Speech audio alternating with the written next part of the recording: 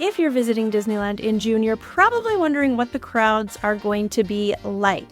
You're also probably wondering what attractions are going to be open on your visit, and you may be wondering what the weather will be like and what special events are taking place. Well, lucky for you, in this video, I'm going to cover it all. So if you're visiting Disneyland in June, stay tuned. If you're not visiting Disneyland in June, but know somebody who is, forward them this video so that they can check it out. As always, quick reminder, please don't pay full price for your Disneyland park vacations or your hotels. My partners at Getaway Today have the very best deals on hotels around the Disneyland Resort, and their tickets are always discounted off the gate price. I'm going to put a link to them down below so you can check them out, or you can give them a call at 855-GETAWAY and tell them Mix and Some Magic sent you for the best rates. Summertime is an optimal time for many people to visit Disneyland, and this makes visiting Disneyland in June really, really popular. Although crowds can be high due to summer breaks across the country, you're still going to be able to have a great time on your vacation. Pinky promise. Summer is the best time for many families to visit because being able to go on vacation without taking your kids out of school is really, really nice. So because of that, lots of people like to visit Disneyland in the summer, so it is going to be more crowded. There are perks to visiting during a more crowded time of year. Number one is the park hours are going to be longer than they are if you were visiting at a lower crowd time of the year, which is really nice. So although crowds are higher, you have more time to spend in the parks, which kind of makes it balance out. The second thing that's great about visiting Disneyland in the summer is that most rides and attractions are usually open, as opposed to visiting Disneyland in January or February where they do more ride maintenance and there's a lot more things closed. We're going to talk about what attractions are going to be open for your visit in June in just a few minutes. First, let's get into crowd levels at Disneyland in June. I've made up this crowd calendar to help. You can see there's a lot of yellow days and there's also a lot of red days. No matter what color day you're visiting on, don't stress. You're going to have a great time. I'm going to talk more about dealing with crowds and how to make the most of your vacation even when it's crowded in a few minutes, so make sure you stay tuned for that. Let's get into the weather at Disneyland in June. The weather in June is starting to heat up. It's not usually miserable though. During the summer months, the average high is 81 degrees Fahrenheit and the average low is 61 degrees Fahrenheit. Mornings in Southern California in June can be a bit foggy.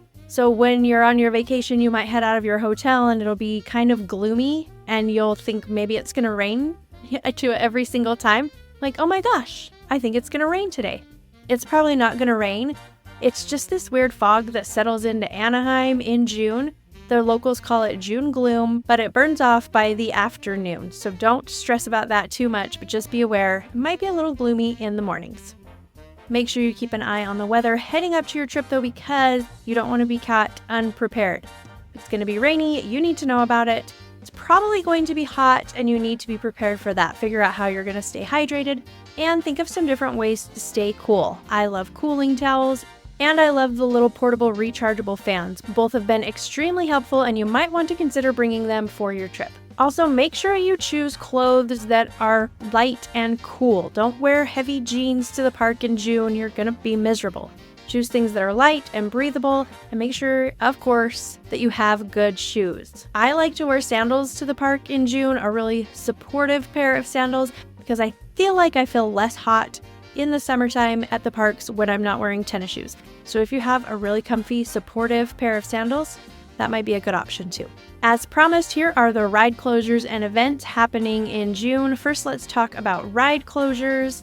Redwood Creek Challenge Trail is going to be closed. It reopens on June 21st. The Many Adventures of Winnie the Pooh is closed. We do not have a reopening date for that. Great Moments with Mr. Lincoln is closed. No reopening date for that attraction. The Haunted Mansion is closed. They're redoing the queue area. That reopens most likely the fall of 2024, still waiting on a date for that one. And Splash Mountain is closed for retheming, and that will open late 2024. Let's also talk about events happening at Disneyland in June. Season of the Force is the Star Wars event that is wrapping up at the very beginning of June. That will be over and done with by June 2nd. Pride Nights are happening June 18th and 20th. These are especially ticketed nighttime events, so if you don't have tickets for this event, you're going to have to leave Disneyland Park a few hours earlier than normal so this event can kick off, and it's just for ticket holders. Grad nights are happening at Disneyland in June on June 2nd, 5th, 7th, 9th, 12th, and 14th. If you're visiting on one of those dates, or if you're visiting on Pride Night and you're worried about crowd levels being excessively high because of those after-hours events, don't stress about it. They will be higher because those events just draw more people, but it's still going to be great. You're still going to have a great time, and just go into it with a good attitude and some of the strategies that we're going to talk about in a couple of minutes for dealing with crowds, and you'll be fine. I have full confidence in you. I have visited on a lot of after-hours event days, and I have visited on grad nights, and it's been fine. So don't stress. We're going to talk about it in a minute. I also wanted to mention Pixar Fest is happening. It's running the whole summer. It'll be happening the whole month of June and will end on August 4th. With Pixar Fest, there's a lot of fun things going on in both parks as part of this celebration. There is a special parade, there's a special nighttime fireworks show, they have special Pixar-themed food throughout the resort. There's also a dance party and character meet and greets with photo ops happening over at the Fantasyland Theater. So many fun things happening, but probably my very favorite part of Pixar Fest is the hidden Pizza Planet trucks that are all over the Disneyland resort. If you didn't know, there's a hidden Pixar truck in most of the Pixar movies, and people have a lot of fun looking for this hidden Easter egg. And as part of Pixar Fest, Disney has hidden Pixar trucks all around the resort. There's 50 of them. Some are pretty easy to see, others are a little bit more difficult, but each truck is painted and themed to the area where it is located. So for instance, there is one on Pirates of the Caribbean in the treasure room, and that's spray painted gold. It's really easy to miss if you're not looking for it, but if you are looking for it, it's going to pop right out at you. So fun. I had the best time looking for these Pizza Planet trucks on my last visit. Now, I didn't come anywhere close to finding all 50, but when I got home, I was like, this was amazing. Other people are going to love looking for these trucks too. So I made up this hidden Pizza Planet trucks printable. All 50 of the Pizza Planet trucks are listed on it, and then if they're a little bit harder to find, then I've given a little bit of direction.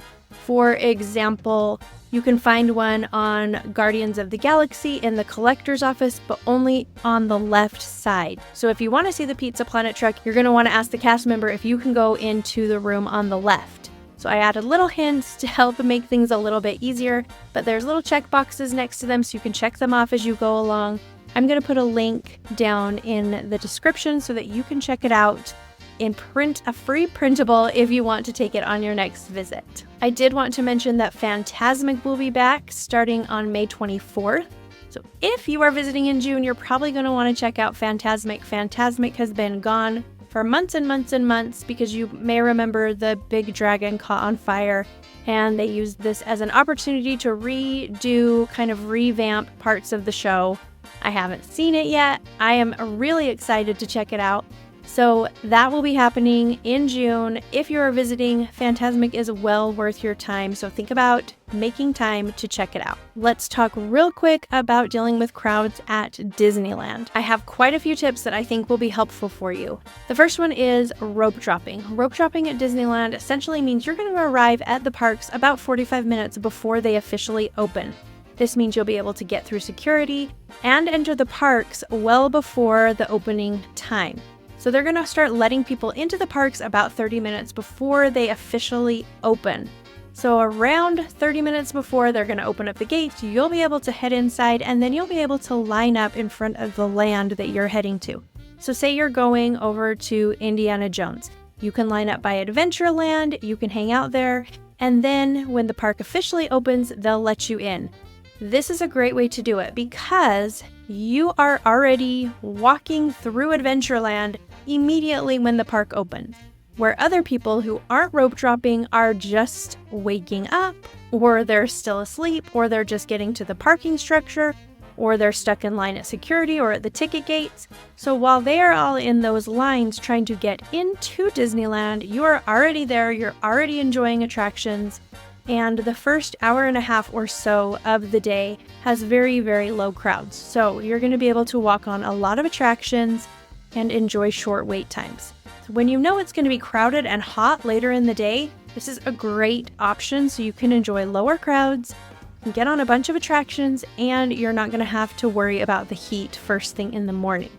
Another great way to beat the crowds is to use Genie Plus. Now, I love Genie Plus, but if you don't know how to use Genie Plus, you might be wasting your money, because there is a bit of a learning curve, and the order that you select attractions in does make a difference. It matters. So I hear from people all the time who say, I bought Genie Plus and I only rode 3 attractions the whole day. It was such a waste of money. And I'm like, well, you did it wrong. The problem is you don't know how to use it. So if you decide to purchase Genie Plus for your vacation, make sure you take a little bit of time to learn how to use it, because it will make a huge difference. If you know how to use it and you use it efficiently, it's going to be a big help and a big time saver for you. I have a whole blog post about how to use Genie Plus in the parks. I'm going to put a link to that in the description. Check it out if you decide to use it. Another way to beat the crowds at Disneyland is to take advantage of the single rider line. Now, Disneyland doesn't have a ton of attractions that offer the single rider line, but they do have a few. So if you're able, use single rider. If you have kids that are older than 7, then they can use single rider if they will. My kids always hated using single rider because they didn't want to sit next to a stranger. But if your kids are okay with it, or if you're traveling with older kids or adults, definitely take advantage of the single rider line because it can save you a lot of time. Packing your own snacks and water can also save you a lot of time, because anytime you need a drink or a snack, you don't have to wait in the long lines to get a snack. So while other people are stuck waiting 30 minutes in line at the pretzel cart, you brought your own snack so you can just keep going with your day and not take the time to wait in those long lines. You can also take advantage of shorter wait times on attractions during parades and other shows. So during the fireworks, you're going to find lower wait times typically because a lot of people are watching the show. That's also a good time to ride attractions. Taking a break can really help out your Disney day when it's hot and crowded. So if you've gotten there early and you've rope dropped, then maybe by mid-afternoon when it's getting exceptionally crowded and exceptionally hot, maybe this is a good time for you to head back to your hotel, take a nap, swim, watch a movie, just lay low during those hottest hours of the day. Then you'll feel refreshed and ready to head back to the parks in the evening. Now, this isn't the best option for everybody, but it might be an option for you. I just wanted to put it out there. Another way you can really beat the crowds is to stay late. After the nighttime show is over, the park is going to get significantly less crowded, especially in the summertime, because the heat has zapped a lot of people's strength who have stayed there all day and they're just kind of over it. But if you can stay late, you can hit a lot of attractions with lower waits. Now, one thing I have noticed is the last 2 hours of the night, then Disneyland seems to inflate the wait times. So maybe it's 10:30 at night, the park doesn't close till 12, but the wait times seem a little bit higher than they actually are. Maybe Big Thunder Mountain Railroad will say it's a 45-minute wait, when in reality, maybe only a 15-minute wait. So keep that in mind. Staying late can really be a great way to beat the crowds and get those shorter attraction wait times. If you're feeling overwhelmed with the idea of crowds and the idea of your Disneyland vacation in general, I do have touring plans that might be really helpful for you. I have touring plans with Genie Plus and touring plans without Genie Plus. You can download them and they will walk you step by step through your park day, and I think they'll be really helpful for you. So these plans are designed to minimize the time that you're waiting in line. I'm going to put a link to them in the show description. You can check them out as well. Last thing I want to mention is having a good attitude. If you go into your Disneyland in June vacation knowing that it's probably going to be hot and it's probably going to be crowded, but you're still going to have a good time anyway, you will have a good time. If you go in grumbling about the crowds and grumbling about the heat, you're probably not going to have a great time. So work on having a good attitude. Talk to your family about having a good attitude. Explain to them that there are going to be crowds. It is going to be hot. You are going to have to wait in lines. And it's okay. That's what you're there to do. You can still find the magic. You're still going to have a great time. But decide beforehand, and it makes a huge difference. Thanks so much. I hope this was helpful. Make sure you're subscribed so you don't miss my next video. We'll talk soon.